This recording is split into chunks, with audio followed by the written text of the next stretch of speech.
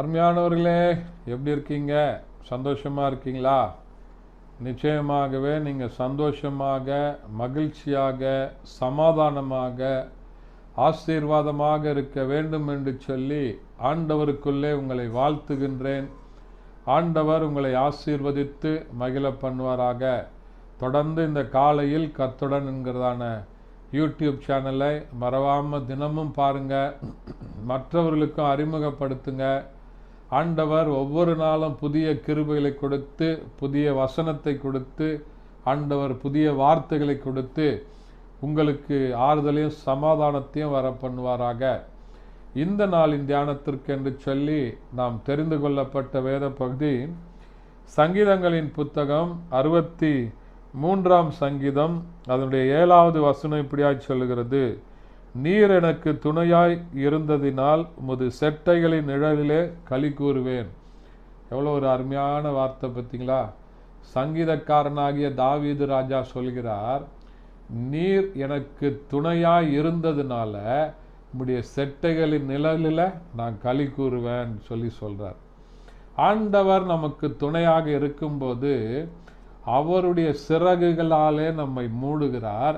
அவருடைய செட்டைகளின் கீழே நம்ம அடைக்கலமாக பாதுகாக்கிறார்.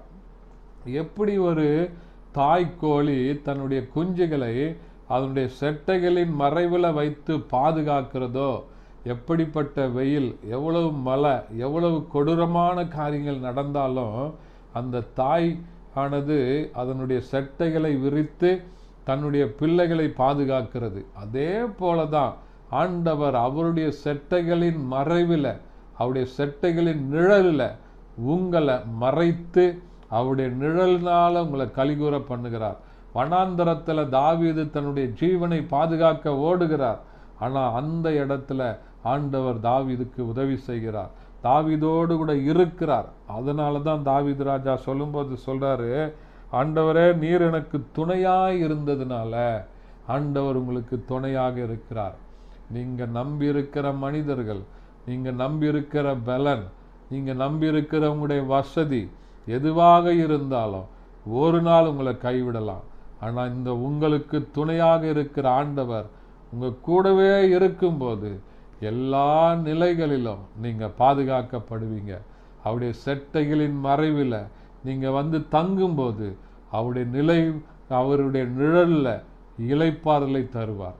எவ்வளோ ஒரு உன்னதமான ஒரு இளைப்பாறுதல் பார்த்தீங்களா? இப்படிப்பட்ட தெய்வீக சமாதானத்தை ஆண்டவர் உங்களுக்கு கொடுத்து, நிறைவான ஒரு ஆசீர்வாதத்தை கொடுத்து உங்களை மகிழ பண்ணுவாராக. ஜெபிக்கலாமா? பரிசுத்த பிதாவே, உம்மை துதிக்கிறோம், உம்மை ஸ்தோத்தரிக்கிறோம், உம்முடைய நாமத்தை மையப்படுத்துகிறப்பா.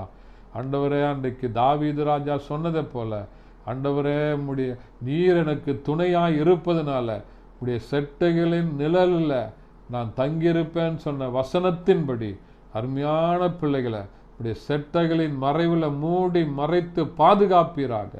இயேசுவின் நாமத்தில் பிதாவே, ஆமென். தேங்க்யூ. God bless you.